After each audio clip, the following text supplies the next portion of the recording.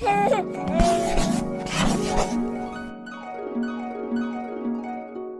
once again I'm here, and frankly I would do anything to keep you people awake, go to any extent. And after having couple of more orators, you know that I am the most boring one. So I don't mind you checking your WhatsApp and updating your status, but I really get offended when someone starts looking for a calendar on the wall. So please don't do that, okay? And I'll go to any extent, as I said, to keep you awake and to bore you to death. So we'll see how we approach neonatal encephalopathy, okay? And the moment we know that birth asphyxia is a cause of neonatal encephalopathy, we know that only thing we need to handle is our obstetrician. Baby will be managed and baby will do well. Okay, only thing we need to handle is the obstetric part. But if the baby doesn't have birth asphyxia, then what? Then this is what our mind situation is. We are lost, we are confused, we don't know what to do, we don't know what to investigate, we don't know what to manage. So that's how we do it. So we'll try to see that how to solve this mystery. We'll start with the definition of neonatal encephalopathy. We'll see how we diagnose it, something about the causes. We'll try to become detective to find more and more clues, and we'll try to solve the jigsaw puzzle, putting all the pieces together, and something about the specialized studies which are ordered to come to a diagnosis. So overall, neonatal encephalopathy is a clinical syndrome of disturbed neurological function, which is generally manifested by difficulty in initiating or maintaining respiration. There's a problem with the tone and reflexes. Level of consciousness is altered, and often seizures. We do sometimes make a mistake that yes, unless until there are seizures, there is no encephalopathy. It's not like that. Seizures and encephalopathy are not synonymous to each other. Sometimes encephalopathy can be very subtle, and it is missed unless the signs are specifically looked for, because the maturity comes with gestation. It is a pretty non-specific response of the brain to any injury. So yes, we need to identify that how bad it is, and multiple causal pathway can work with each other. So we'll see how we try to diagnose it and what are the causes behind it. Overall, the pathognomonic feature of a diagnosis is that the higher mental function are definitely involved and the level of alertness is disturbed. Okay, but take this statements with a pinch of salt, because they keep changing with gestational age. So what may be true for a 28 weeker may not be true for a 32 weeker, may not be true for a 36 weeker, may not be true for a 42 weeker. So always see in a light of clinical scenario and the way the gestation and maturity is. Overall, when more than 2 symptoms are present for encephalopathy which are lasting more than 24 hours, we generally label the baby as having neonatal encephalopathy. These are, you must be aware, this is the most commonly used Prechtel behavioral states, and yes, we do use Brazelton, we use Volpe. So whatever you are comfortable with, yes, you should be aware about one behavioral state. And you try to see that whether the child has behavioral cycling or not. Because before 36 weeks, the behavioral states are independently occurring, and they occur in cycles of activity and quiescence, regular, irregular breathing, with or without rapid eye movement. They have a cycling, but the cycles are independent. They are not related with each other. After 36 weeks, the intertwining becomes more and more apparent, and the things become more and more complex. As a rule, if you cannot identify anything, just try to observe the baby for a while. If the movements are stereotypic, whether in utero or whether outside, it is bad. Okay, rich variety of movement is something which tells you that the CNS is intact. Okay, so I try to identify the variety of movement. Stereotype movement are always pathognomonic of disease. Okay. In first 8 weeks, the movements are pretty writhing quality. You've seen the newborns doing like this, going around, very slow movements, and very rich variety of movement. They generally don't repeat it. Movements become more and more fidgety. Okay, there is some amount of range given to the movement. And after that, the swipes and spats, the movements are more large amplitude, there are more anti-gravity, more intentional movements start appearing after around 8 to 20 weeks of life. But still, the most sensitive way to assess the integrity of CNS is the assessment of behavioral state and the cycling of behavioral state, what we call state-to-state variability. So whenever child can go from one state to other state, crossing to in-between state and come back the same route, we know that the CNS is intact. So the alertness is fine, the movements are pretty rich in variety, and the child had state-to-state variability, generally the child is not in encephalopathy. Okay, so rest assured the things are going well. Despite of that, there are few red flags. When these are there, you don't go further in diagnosing it or evaluating it, you just accept that something is going wrong with the CNS. Starting with persistent irritability, feeding difficulty, persistent deviation, asymmetry in posture or movement, cortical thumb with paucity of fine finger movement, mainly the writhing movements are not there, opus hortonus posturing, fixed posture of arms and extension of legs, something like either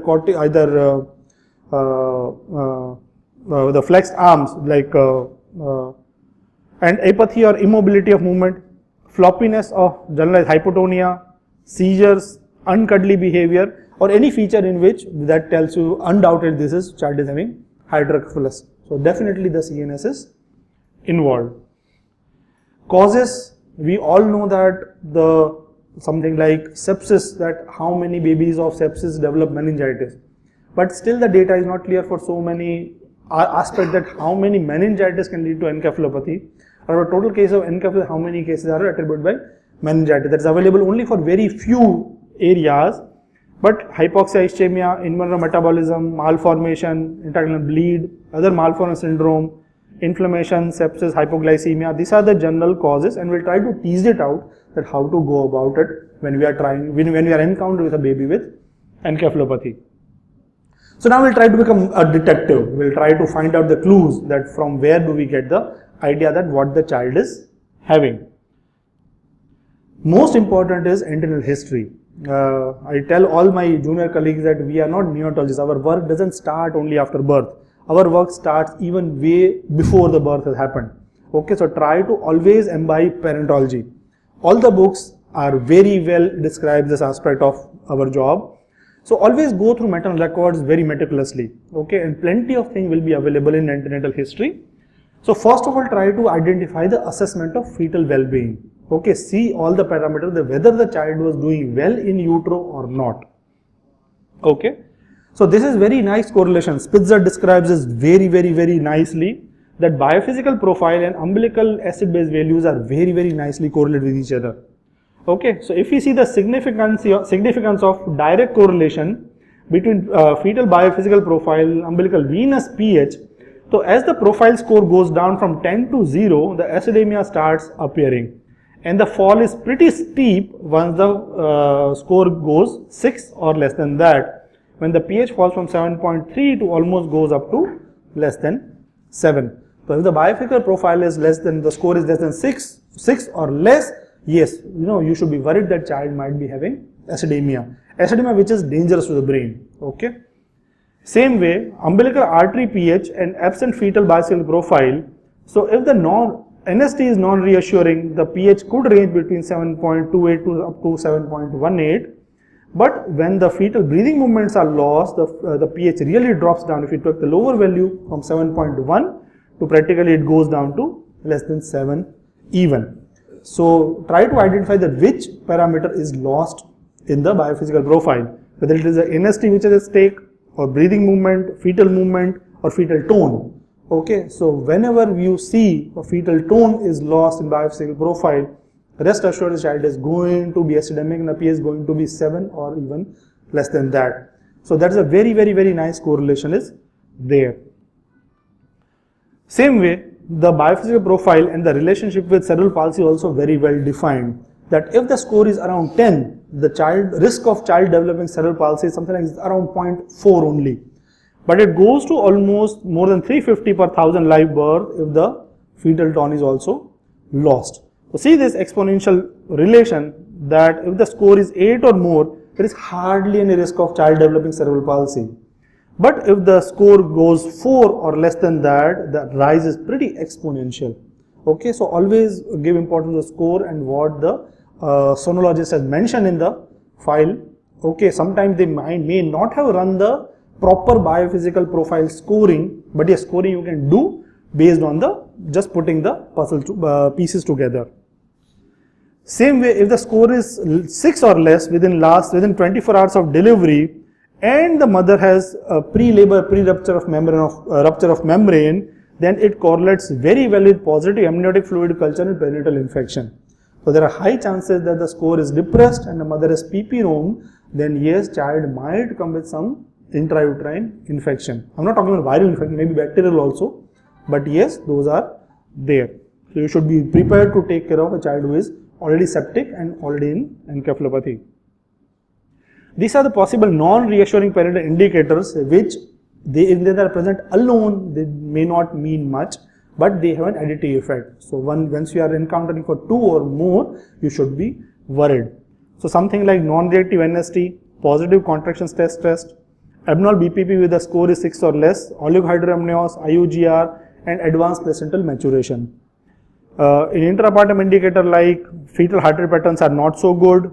You find the capillary acidemia or you are monitoring scalp pH and you have to see that it's going wrong.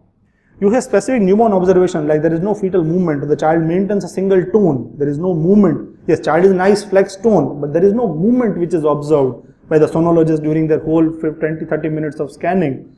Okay, then yes, you should be worried. And yes, when you do a umbilical blood gas, that will tell you that how the things went wrong. Few things about the maternal illness and neonatal consequences. Like maternal hyperthermia, this is again a very important thing when it is encountered in the first trimester. It is so important that from the baseline value, if the mother has an elevation of around 2 to 3 degrees even, which is lasting for more than 1 hour, that can lead to some amount of handicap. So that is again not a good thing to have, and always inquire this because these are generally disregarded. हाँ थोड़ी खांसी हो गई थी, जुकाम हो गया था, ताव खबर नहीं आई वो तो के नहीं.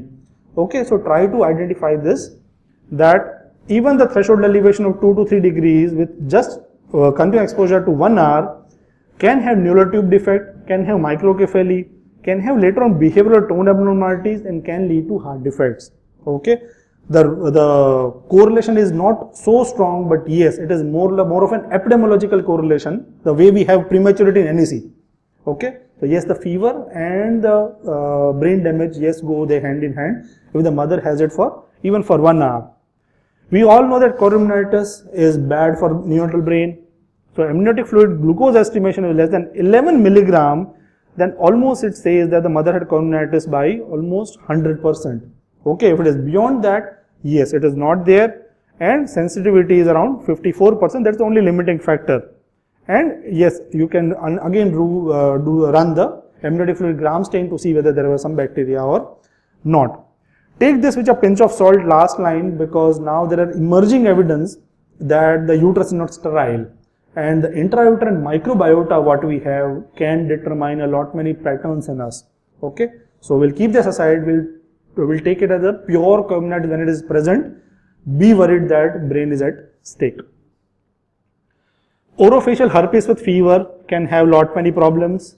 Orofacial herpes without fever can have CVS abnormalities. Measles, there is a poor association of developing hypospadias in the baby, but again, measles, the rise of temperature again can be detrimental, may not be measles per se. Any unspecified viral infection, again because of rise in fever, that can lead to a lot many things. And overall recurrent genital herpes and measles, they are not found to be teratogenic per se, but the rise of fever can be bad. When the mother is on some drugs, try to evaluate the baby in 3 ways, because either they can have teratogenic effect which can lead to congenital defects, they can lead to coagulation disturbance if the mother is taking those kind of drugs, then can lead to intracranial bleed and can have a baby who was fine in utero and now is not breathing at all. Can have withdrawal symptom which can lead to persistent irritability, opistholous posturing, tone abnormalities and all, and it is just because the mother was addicted to something. Okay, and plenty of time that history we don't take, or sometimes it is not told to us unless you run a talk serene. Something about the umbilical flow abnormality, this is in vogue, and we generally get these reports with us. So some just elevation of some SD ratio or some resistance here and there doesn't mean much. But when you get a hard findings like absent diastolic flow or reversal of diastolic flow, yes, those mean something. Again, here one point to ponder is that reversal of diastolic flow in ductus venosus is not related to any adverse neurological outcome. Okay, so when you observe that, see to it that you don't interpret or sort of over-interpret it. But yeah, it can lead to growth restriction. These babies are generally iatrogenically premature. They are prone for hypoxia ischemia. Mother generally has high blood pressure, so placental infarction can lead to ischemic episodes. Abruption can lead to ischemic incident. And overall MCA peak systolic velocity is better predictor of neurological outcome than any other parameter, and it's correlate well with umbilical cord, umbilical artery PO2 and PCO2. Okay, if that is there in babies who are less than 34 weeks, then you expect babies with 60 to 80% going to have adverse outcome. Adverse neurological outcome here is a broad category, not only neurological, but yes, admission in ICU, ventilation, multiple episodes of sepsis, prolonged hospital stay, those are again included in this. And yes, they are found to have a lower IQ at around 2 years of age. In the family history, always look for consanguinity. Try to identify whether it is first degree consanguinity, secondary consanguinity or third degree consanguinity. See whether there is any preferential sex is affected or not. Also ask for sibling death in similar manner in neonatal period, because amino acid, urea cycle or fatty acid oxidation defect can present in that way. This is a typical pedigree of a OTC deficiency in which the preferential sex affected and it is X-linked recessive. Okay, so try to draw a pedigree. Sometimes that just drawing will tell you that what kind of disease you are looking for.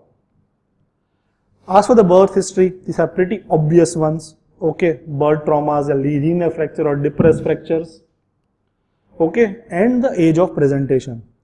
Okay, if the presentation starts at birth and the child keeps on deteriorating for 48 to 72 hours, then gradually recovers on its own, with just the supportive care, we are more so dealing with hypoxia ischemia or something which leads to hypoxia ischemia.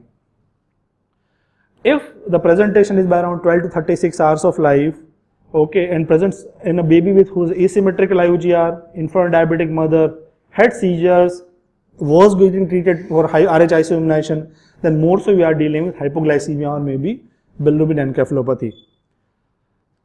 Third, if the child presents later, when the GFR is established, when the feeding pattern is established and baby starts thriving and present at this time with some unusual things, then and they keep on progressively deteriorate, and generally they are precipitated by some other stress. In Bombay, in Maharashtra, we see there is a tradition of keeping the baby naked, giving sun bath. Okay, such a bad outcomes I have not seen in any traditional practice, but kind of any stress, someone or dehydration precipitates problem, that is IM. I have not deliberately mentioned sepsis here, okay, because we have a tendency when we think of sepsis, we don't think of anything else. Okay, so we'll think out of the box and not think of sepsis first. 40 to 50% chances are there if the V1 segment of trigeminal nerve is involved. The patient is suffering from Sturge-Weber syndrome. We all are aware about the different head shapes, the craniosynostosis and associated syndromes with it. Also, okay, so look for those. Rate of head growth. This is again very important. Rate of head growth, especially in premature babies, generally they shrink first, and you might see sutural overriding in first 24 hours of life.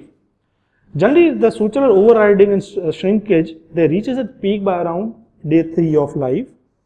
By the time the OFC is decreased by around 2 to 3% of the baseline value, and then the growth starts. So basically, in premature babies, the head growth has 3 phases. The initial phase of growth arrest or suboptimal head growth, then a catch up, and they gradually cope up with the standard curves. So linearly they are like this. So more the premature baby, more pronounced is this kind of head shrinkage. So the first phase is somewhere here, and it is very well pronounced around 34 weeks of gestation. Then the catch up starts in the second phase, and they go on the standard curves by around third phase, which is there in the more so in term babies and start coming only after 40 weeks to 3 months of corrected age. So keep in mind when you are interpreting OFC in a given patient of encephalopathy. Motor examination, this is the favorite question of our examiners in our MD days. Okay, how to differentiate LMN versus UMN, we all know it, but see to it that you see how the involvements are. It is more of movement or more of muscle involvement is there, how the muscle wasting are, the tone, deep tender and superior reflexes, how they are, and you can differentiate whether it is LMN palsy or UMN palsy or not. Okay, generally the higher mental functions in which more so the expressions are involved, generally they are intact with LMN palsies, but they are not with UMN ones. Okay, assess the active and passive tone simultaneously, and don't forget to do the rest of the general systemic examination also, because the CNS may be intact, but it is involved secondarily because of something like in CVS, the duct dependent lesion, the abdomen like ileus, sepsis, it might give a clue to some other things. Respiratory system, I told you I'll do anything to keep you awake. And the respiratory system like abnormal pattern of breathing, apnea or acidotic or labored breathing. Now we'll go to now biochemical aids. That encephalopathy which has significant biochemical abnormalities are generally hyperammonemia, lactic acidosis is predominantly seen in mitochondrial defects, pyruvate metabolism defect and organic acidemias. They have severe biochemical abnormalities. Child will come with a kind of a storm and going to have a field day to a pathologist. So hypoglycemia can occur in hyperinsulinism shortly after feed. The gluconeogenesis, glycogen storage disease type, it generally happens after a few days of fasting. In galactosemia and fatty oxidation defect, it can be a presenting symptom if it is hypoglycemia. In other biochemical aids, beware of this short list of disease which generally don't have much biochemical abnormalities. They keep having problem, but the overall lab workup generally comes negative. Something like NKH, MSUD, molybdenum cofactor deficiency, which exactly presents like HIE, GLUT1 deficiency syndromes, and pyridoxine dependent seizures. So generally those babies are fine, but start showing seizure for no reason. So beware of these small list that when the abnormality is lab workup turns out to be fine, but the child is pretty sick or child has definite symptoms, yes, we are worried about these few areas. Then how to go about this specialized studies? Specialized studies mainly is nothing but neuroimaging. So the ideal choice when you are evaluating a patient of encephalopathy, unless until you are suspecting bleed, MRI scores better over CT scan. MRI plus or minus MRA, yes, if you are deeming it fit, but different weighted sequence are most important. Okay. If you are giving importance to different weighted sequence, see to it that you wait for at least 24 to 48 hours before you order it, because it takes time to develop that much, and generally by 7 to 96 hours it starts weaning off.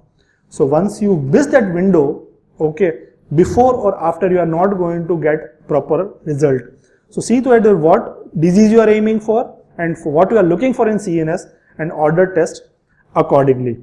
Okay, these are the list of abnormality which are detected by MR but rarely missed by CT. We all know that this is no great science. No, this has been taught right from the day one we entered our MD. These are the few pathognomonic features when we see in MR when we deal for the routine causes. Lipin hypoxia ischemia in first week.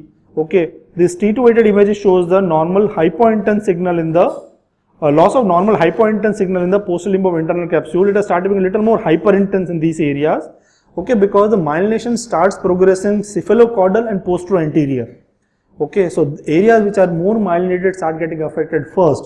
So loss of this signal is very poor prognostic factor as far as the neurological outcome is concerned. Okay, so try to look for that. Okay, these are nothing but again a different weighted restriction sequence in the bilateral ventrolateral thalamic nuclei, which is generally pathognomonic of sudden acute and severe hypoxia ischemia. Okay, when the basal ganglia gets involved. Okay, everybody knows the principle behind diffusion weighted sequences. Should I go through once more?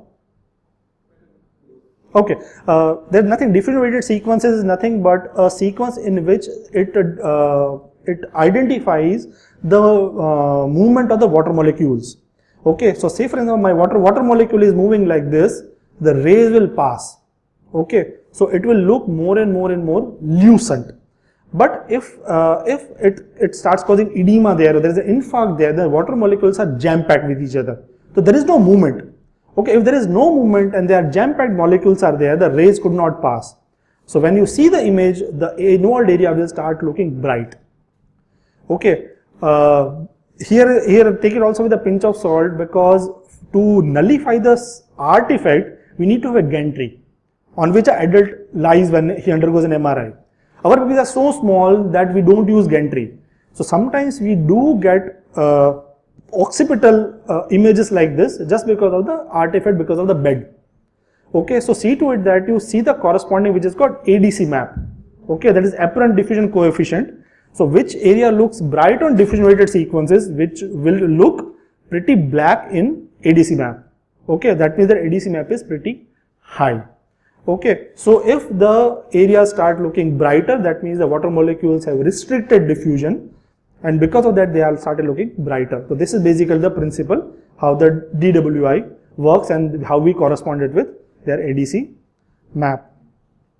This is the ADC map of hypoglycemic injury, and you can see this black things. Okay, overall this is the normal brain. These are the black areas which are involved in hypoglycemic injury. This is the ADC map of baby with hypoglycemic encephalopathy. A bilirubin encephalopathy, in which mainly the caudate nucleus and the globus pallidus is basically involved.